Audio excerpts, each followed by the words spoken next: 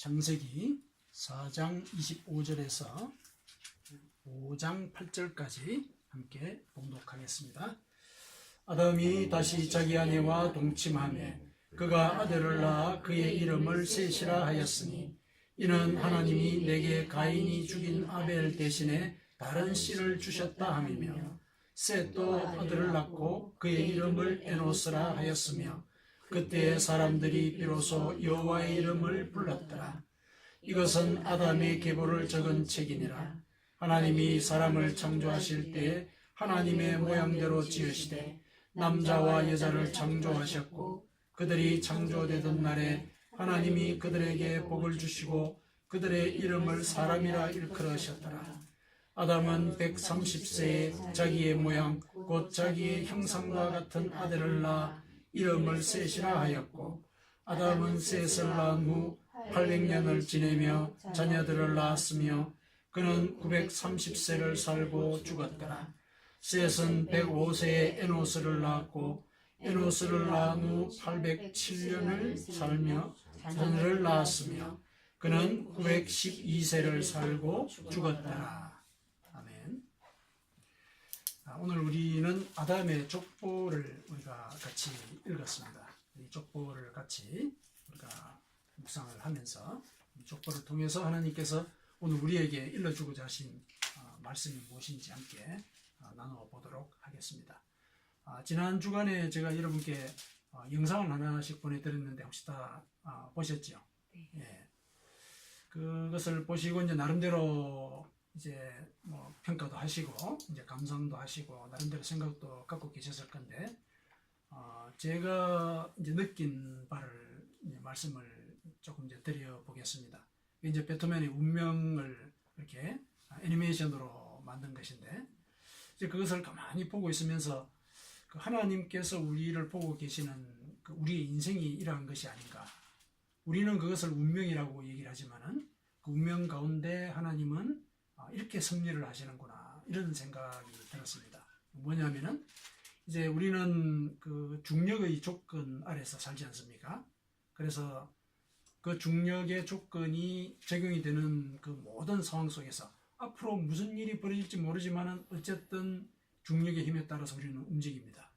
그래서 앞에 나타나는 그 모든 과정들을 우리는 다 거쳐가는데 거쳐가는 가운데 이제 누군가는 이제 썰매에서 떨어지지 않습니까?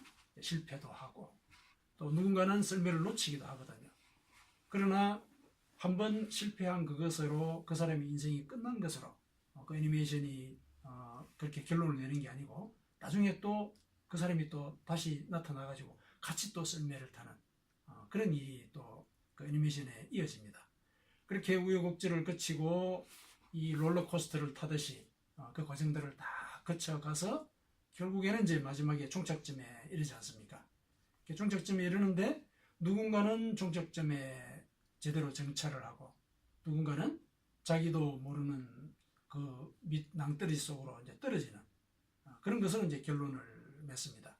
그것은 이제 예를 들면은 하나님께서 우리의 운명의 끝에 심판을 예비하고 계신데 누군가는 이제 그 심판의 선을 넘어서 본인도 알지 못하는 곳으로 가게 되는 이런 이제 일이 벌어지게 될 것이다. 이런 이제 생각을 그 애니메이션을 보면서 했었습니다. 그래서 그것을 보면서 우리는 죽게 될 그런 운명에 처한 존재라고 하는 것. 그래서 죽었을 때는 우리가 그동안 살아왔던 그 과정들을 통해서 그 살아온 행실의 결과로서 우리는 심판을 받는 그런 존재이다. 이런 이제 생각을 거기서 하게 되었습니다. 그래서 우리는 이 죽게 될 존재라고 하는 그 사실을 새삼 기억을 하고 우리가 일상을 살아가면서 나는 죽게 될 존재라고 하는 사실 그것을 기억한다는 것이 우리의 신앙적인 상황에서 어떤 의미를 가질까 그런 생각을 좀 해보게 되었습니다.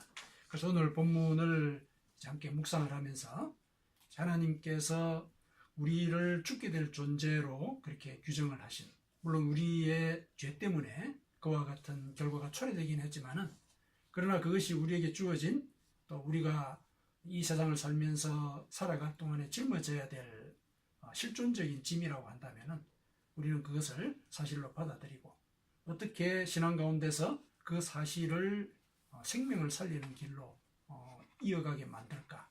그걸 이제 고민을 해야 할 것입니다. 오늘 우리 본문을 보면은 이제 아담이 이제 셋을 낳았다 이렇게 이제 얘기하는 장면이 나오고 또 셋을 낳은 뒤에 셋이 이제 에노스를 낳았다 이런 말로 이제 본문이 시작이 됩니다. 셋이란 말은 이제 대신하다라는 뜻입니다. 그러니까 아담이 최초의 자식인 가인과 아벨을 낳지 않았습니까? 낳았는데 이제 둘 다 실은 이제 비극적인 종말을 살고 말았습니다.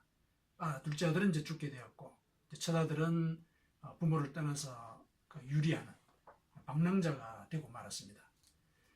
그리고 난 뒤에 이제 셋이라고 하는 자식을 낳게 되었는데 셋이 이제 자기의 그 둘째 아들이 죽은 것을 대신해서 하나님께서 주셨다. 그래서 이름을 대신 주셨다. 그런 뜻으로 셋이라고 지었습니다. 그리고 대신 이 지어준 이름을 대신 주신 이 셋이 이제 그 이후부터 이제 아담이 계보를 쭉 이어가게 되는데 셋이 처음 난 아들이 에노스입니다. 에노스라는 말도 이제 이름에 뜻이 있습니다. 에노스라는 말은 사람이라는 뜻입니다. 근데 우리가 알기로 아담의 이름의 뜻도 사람이지 않습니까? 그러면 이게 똑같은 뜻을 갖는데 이게 명칭이 좀 다르다 이렇게 이제 생각을 할 수 있습니다. 아담이라고 이름을 붙였을 때 그 아담이 인간이라는 뜻을 가졌을 때의 그 뜻은 하나님께서 이제 창조의 마지막 날에 동물들하고 그 다음에 이제 마지막으로 인간을 창조하지 않습니까? 그러니까 같은 날에 생명을 갖고 움직이는 그런 존재들을 만드셨습니다. 그래서 그때 사람을 보고 아담이라고 칭했을 때의 그 아담이 가지고 있는 인간의 의미는 다른 동물들, 다른 생물체와 구별되는 그런 차원의 의미에서 아담이다. 이렇게 얘기를 하신 겁니다. 그래서 이 아담이 가지고 있는 그 뜻을 이제 영어로 옮기면 그 human이라고 그러지 않습니까? 그 humanity 그러면은 우리는 이제 인류라고 번역을 하는데 인류라고 하는 것이 결국 다른 동물들과 구별될 때 쓸 수 있는 그런 명칭입니다. 그래서 아담의 뜻은 다른 존재들과 구별되는 존재다. 왜냐하면 하나님께서 아담에게 많은 생물체를 지배하는 그런 권세를 주지 않았습니까? 그래서 그렇게 구별되어서 지배할 수 있는 권한을 가진 그런 생물체다. 그런 개념으로 하나님이 사람이다. 이렇게 이제 부르셨는데 그 다음에 아담이 낳은 이 셋과 셋이 낳은 그 에노스 이름도 이제 사람이라고 그랬는데 이때의 사람은 죽을 존재, mortal being이라고 영어로 이제 그렇게 번역이 되는데 죽게 될 존재다. 이런 뜻으로 사람이 되는 겁니다. 하나님께서 아담을 창조를 하시고 그 아담을 창조하셨을 때 얘기를 설명을 하셨을 때 하나님의 형상으로 아담을 만들었다. 지금 우리 본문에도 그렇게 되지 않았습니까? 하나님의 형상으로 아담을 만들었다. 그래서 만물을 지배하는 자로서의 인간이 이제 태어나게 되었는데 아담이 낳은 자식은 아담의 형상이다. 이렇게 얘기를 하고 있죠. 그러니까 아담의 형상은 이제 아담이 하나님 형상으로 창조되었지만은 죄를 짓고 죽게 될 운명에 처한 그 모든 과정들을 다 포함하는 그 모든 형질과 형상을 다 포함하는 자의 씨로서 이제 에노스가 태어나게 된 것입니다. 이렇게 아담이 자신의 이 계보를 물론 이렇게 적은 것은 아니지만은 아담의 계보를 볼 때 그 이전에 하나님께서 이제 죄를 짓기 전의 상태에서 아담을 선택을 하시고 또 물론 이제 죄를 짓고 난 이후이지만은 가인과 아벨을 대신해서 셋이라고 하는 존재를 주신 그 과정에서 이제 계보가 완전히 바뀌었다. 이런 의미도 같이 읽어낼 수가 있습니다. 새로 이제 시작을 하는 인간의 형상이 이제 이어지게 되는 그런 과정으로서 이제 그 계보가 시작이 된다라는 의미로 셋을 주셨고, 셋이 낳은 아들이 우리는 이제 죽을 존재다 하는 이제 그런 암시가 들어있는 말을 시작하는 것으로 봐서 아담이 우리는 죽을 존재인 것을 기억해야 한다라는 사실, 그것을 각성을 하기 시작한 것이 아닌가, 이런 이제 짐작을 합니다. 그렇게 해서 이제 에노스가 이제 계보를 쭉 이어가면서 이제 그 이후로 태어나는 모든 사람들은 똑같은 운명에 처하는 그런 존재로서 살아가게 되는 것입니다. 그래서 이렇게 이제 에노스가 이후로 이제 이어가게 될 그 계보를 우리가 읽었는데, 우리는 에노스가 어떻게 살았는지까지만 읽었는데, 그 5장 전체를 쭉 보면은 9대, 10대까지, 노아 때까지 계보가 쭉 이어지는 것을 우리가 볼 수가 있습니다. 그래서 오늘은 이제 이 에노스까지만 우리가 같이 읽게 될 것인데, 왜 이 계보가 새로 대신하면서 가인과 아벨을 대신해서 새로 시작한 그 최초의 조상의 이름이 죽을 존재다 라는 이런 뜻을 가진 존재로서 시작을 하게 되었을까? 그것은 이제 우리가 일상을 살면서 늘 이제는 우리가 하나님의 뜻을 쫓아서 산다 이렇게 하더라도 우리는 결국 죽게 될 존재라는 사실, 이걸 늘 경각을 하고 마음속에 품고 그 전제 아래서 하나님의 뜻을 쫓고 살아가야 할 것이다, 이런 이제 메시지를 주시는 것으로 우리는 읽을 수 있어야 하겠습니다. 우리는 이제 죽음을 기억을 하고 우리가 죽을 존재라는 사실을 이제 경각을 하고 살기는 해야 되지만은, 하나님은 우리에게 그렇다고 해서 죽음을 두려워하면서 살지는 말아라, 이런 얘기를 하셨습니다. 육성으로 이제 들려주신 것은 아닌데, 가인의 상황을 보면 우리가 하나님의 뜻을 그렇게 짐작을 할 수가 있습니다. 가인이 살인을 하고 이제 하나님으로부터 심판을 받지 않습니까? 심판을 받는 그 내용이, 네가 흘리게 한 그 동생의 피가 이제 땅에 스며들어서 그 땅이 나한테 울부짖는다. 그래서 이제는 땅이 너에게 소출을 내지 못할 것이다. 그래서 너는 땅을 유리방랑하는 그런 삶을 살아야 할 것이다, 이렇게 얘기를 하셨습니다. 그래서 그 이후로부터 이제 떠다니게 되는데, 가인이 그때 하나님께 얘기하지 않습니까? 이제 호소를 하는 것이죠. 제가 이렇게 떠다니게 되면은 다른 사람들이 저를 죽이게 될 건데 어떻게 합니까? 이 두려워서 저는 그렇게 다닐 수가 없다라는 이런 얘기를 하소연을 한 겁니다. 그래서 가인은 어쨌든 그 지역에 살 수가 없으니까 일단 발을 떼고 떠나게 되는데, 노옷이라고 하는 그 에덴 동편의 노옷이라고 하는 그 땅에 정착을 하게 됩니다. 노옷이라고 하는 그 땅의 그 이름의 뜻이 유랑자의 땅, 유랑하는 곳, 이런 뜻입니다. 어쨌든 이제 실제로 유랑을 시작은 하긴 했지만은 그곳에 정착을 하게 되고, 정착한 뒤에 거기다가 성을 쌓게 돼요.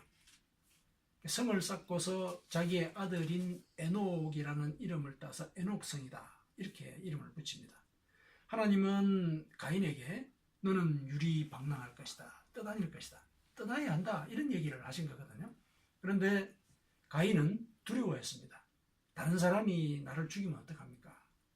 하나님께서 너를 죽이지 않도록, 다른 사람이 너를 죽이지 않도록 너에게 표를 주겠다, 그냥 수시로 너를 사람들이 죽이지 않도록 내가 보호를 하겠다, 이렇게 분명히 약속을 하셨는데, 가인은 이제 그 약속을 실은 믿지를 못한 겁니다. 그래서 이제 어느 한 땅을 정해서 노 땅에 들어가서 그곳에 정착을 하고 성을 쌓은 겁니다. 성을 쌓았다는 이유가 뭡니까? 자기를 방비한 것 아닙니까? 누군가가 또 자기를 죽일지 모른다라는 이제 이런 생각 때문에 이제 성을 쌓고, 거기다가 이제 자식의 이름을 따서 에녹성이다, 이렇게 붙였습니다. 이 에녹은 우리가 알고 있는 그 하나님과 동행한 그 에녹과는 다른 사람입니다. 가인의 아들인 에녹입니다. 이 에녹의 이름의 뜻이 이제 바친다, 그런 뜻이거든요. 그리고 가인의 이름의 뜻 혹시 기억하십니까? 지난주에 우리가 같이 얘기를 했는데, 가인의 이름의 뜻은 소유하다, 차지하다, 그런 뜻이라고 그렇게 우리가 나눴었는데, 자, 소유하다는 거하고 바치다는 거하고 이런 말들이 묘하게 조합을 이루지 않습니까?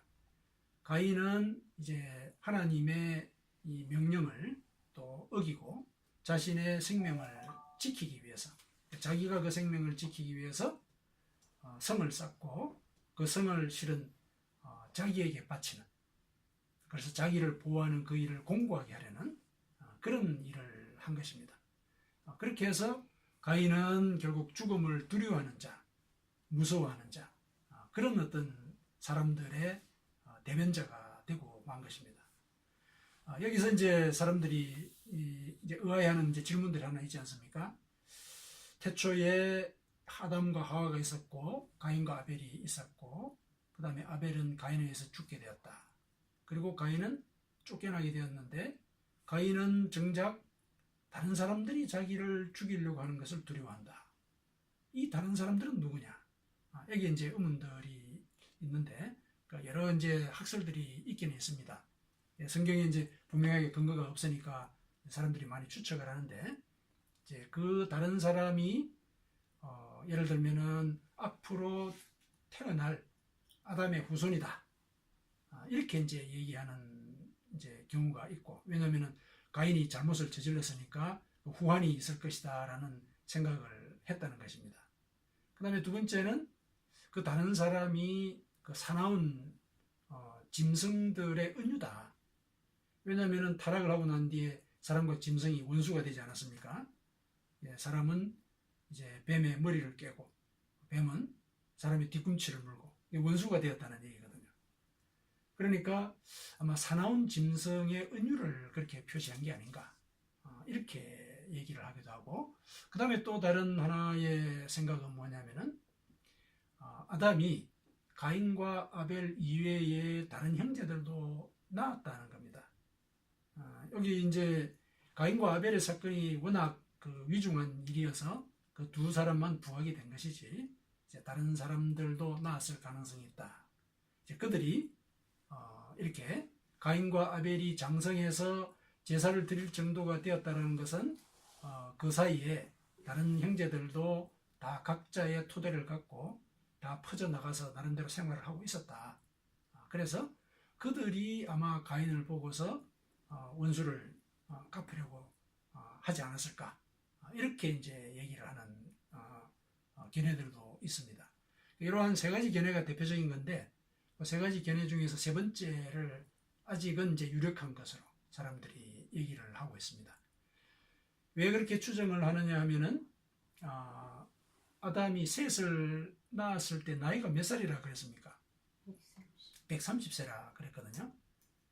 그러니까 130세에 이 셋을 낳았으니까 가인과 아벨의 사건이 있고 난 뒤에 한참 시간이 흘렀고, 그 다음에 또 두 번째로 가인과 아벨이 제사를 지냈다라는 각자 나름의 생업을 갖고 어쩌면은 가정을 다 이루었을 수도 있는 이제 그런 나이대에 그와 같이 제사를 지낸 것이다. 그렇다면은 가인과 아벨이 태어난 뒤에 아담이 다른 형제들도 낳았을 가능성이 있다. 이렇게 이제 두 가지의 이유를 들어서 그와 같은 주장을 하는데, 이 주장이 나름대로 조금 설득력이 있는 것으로 얘기가 되고 있습니다.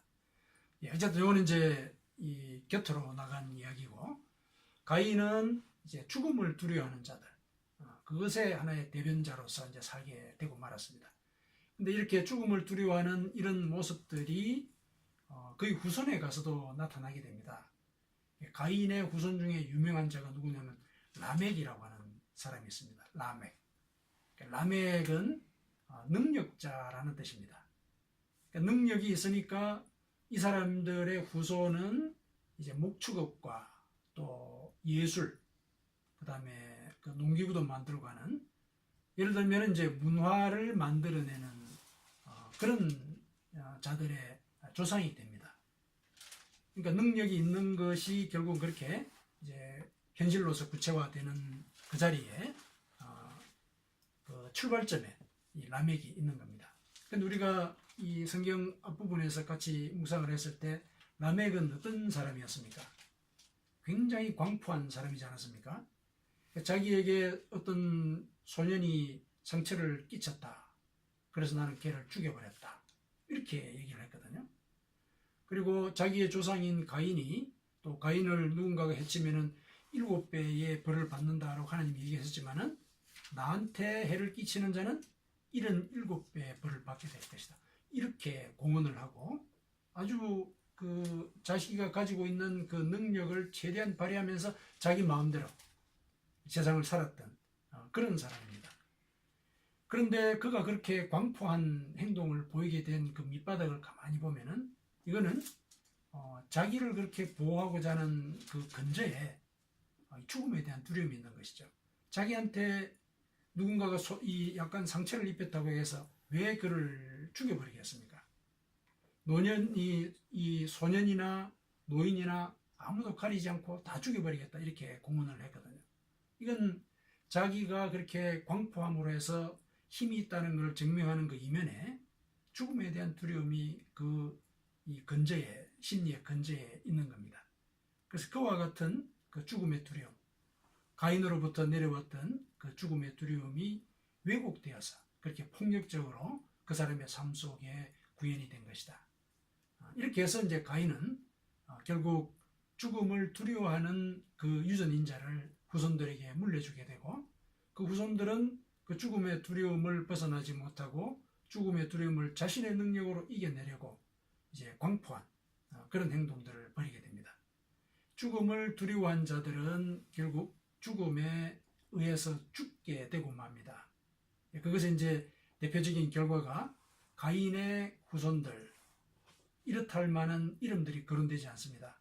앞에 라멕 이후에 몇 명의 얘기 말고는 더 이상 가인에 대해서는 언급을 하고 있지 않습니다.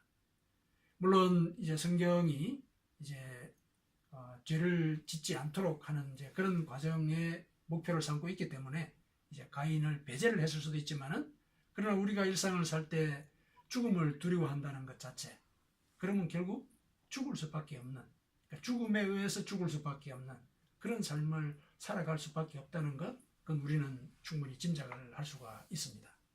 그래서 하나님께서 이 가인의 이 삶을 통해서 우리에게 은유적으로 또 암시적으로 일러주시는 얘기는 너희들이 죽을 자이긴 하지만은 죽음을 두려워하지는 마라.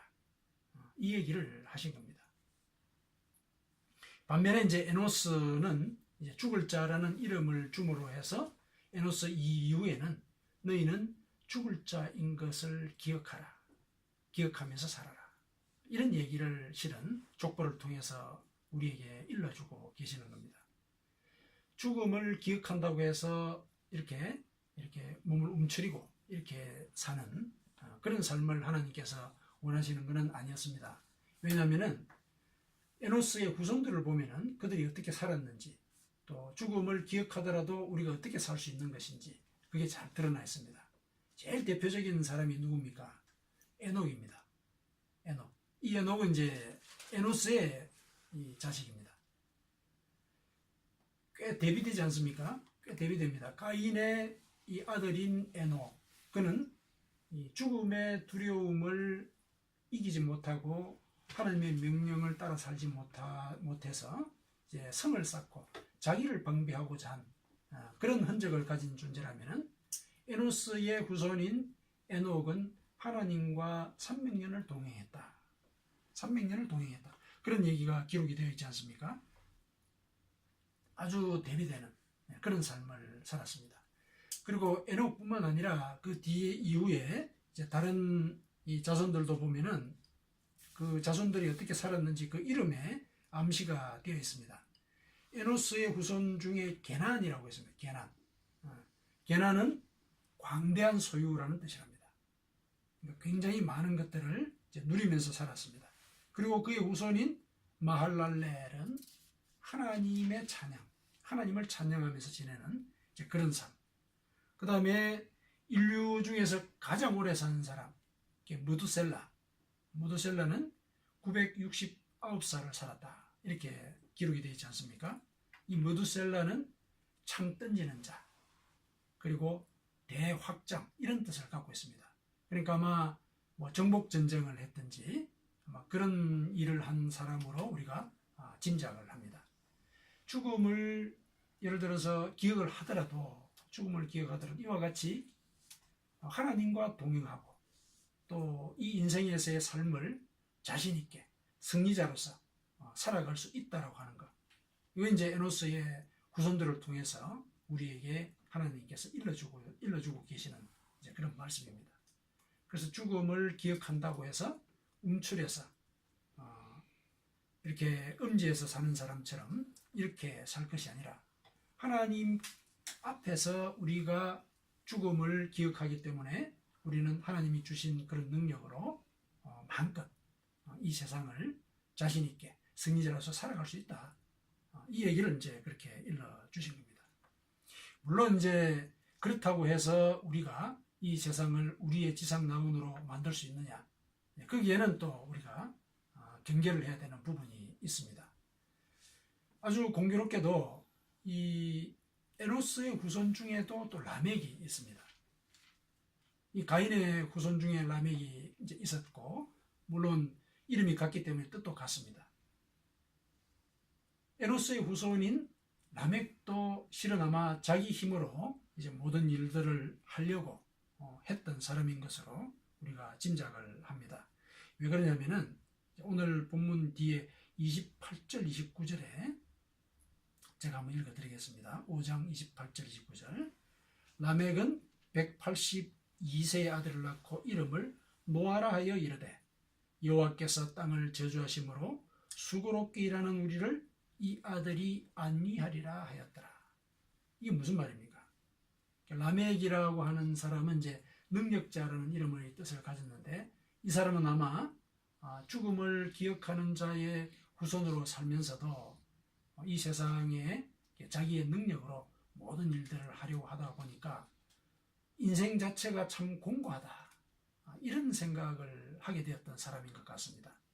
그래서 하나님께서 저주하신 이 땅에서 수고롭게 일하는 우리를 이 아들이 조금 위로를 줬으면 좋겠다.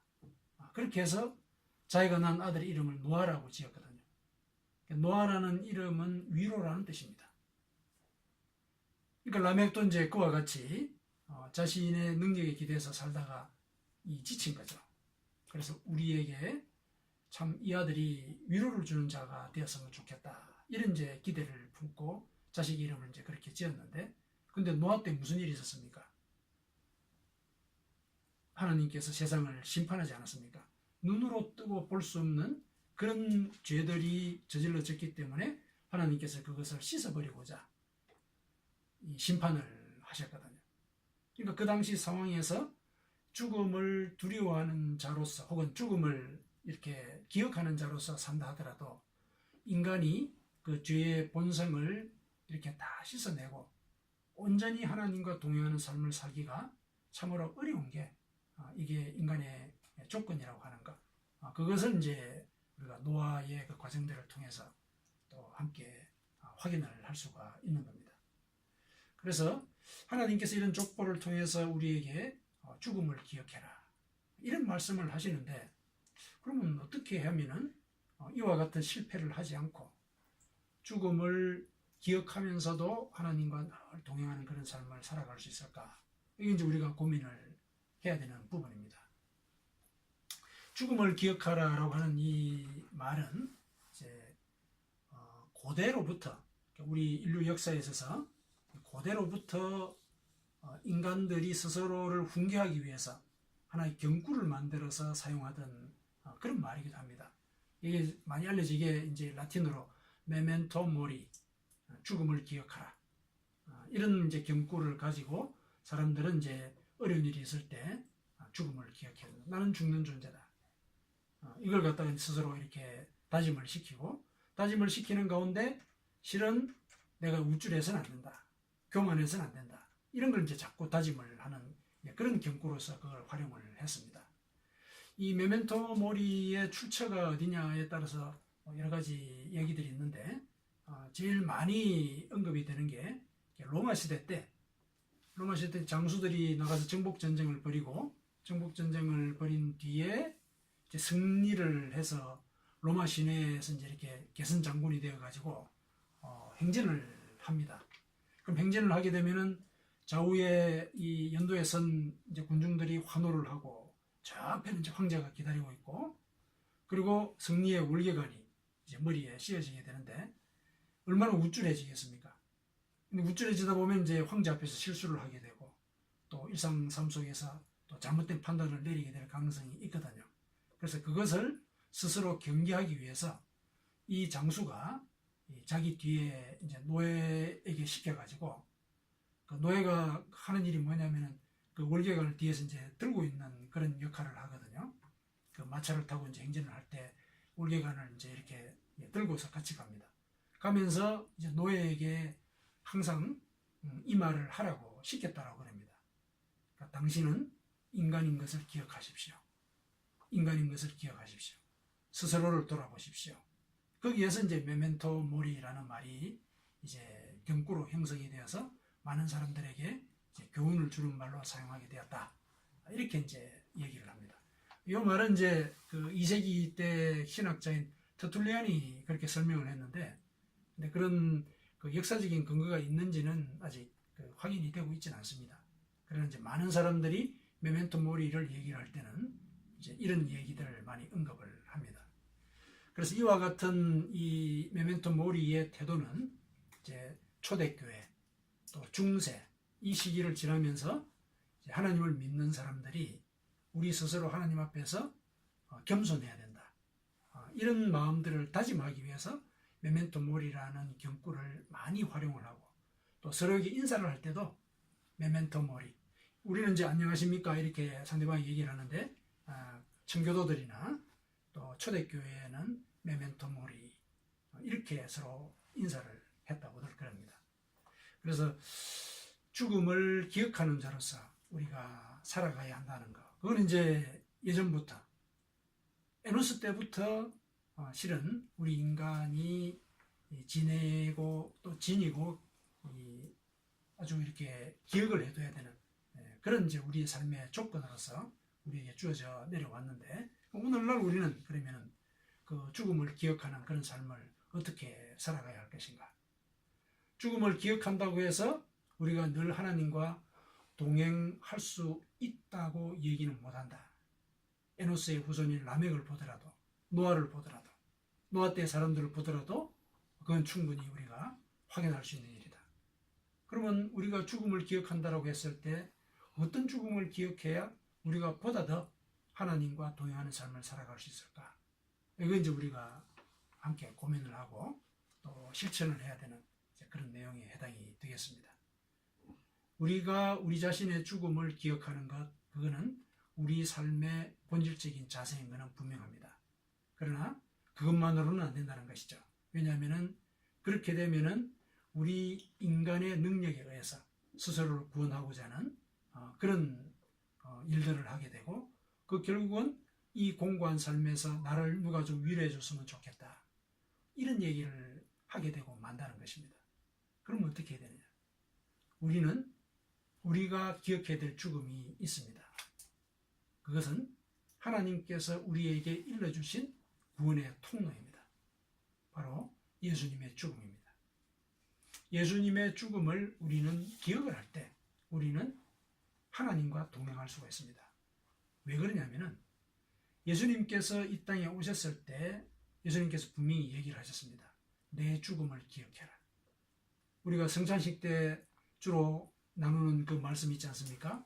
바울 사도를 통해서 우리에게 일러준 말씀인데 그 말씀을 보면은 이 살을 받아 먹을 때 나를 기념하라. 나를 기억하라는 얘기입니다. 그리고 이 잔을 받아 마실 때 내가 너희를 위하여 흘린 그 피를 기념하라. 기억하라는 얘기거든요. 내가 너희를 대신해서 죽었다는 사실. 그것을 기억하라. 그리고 그것을 기억할 때 오늘 우리가 같이 찬송을 했던 그런 고백을 하게 되고 또 그런 사실이 실제로 우리가 진행이 된다라고 하는 것. 그것을 성경과 또 바울사도를 통해서 이제 그렇게 우리에게 일러주고 있습니다. 우리가 그러니까 그리스도께서 나를 대신해서 죽었다라고 하는 것은 나도 그리스도와 함께 죽었다는 얘기다. 왜냐하면 그리스도는 죄를 지고 돌아가셨기 때문에 그 죄가 죽음으로 해서 나도 죄인으로서의 그 형체가 죽게 된 것이다.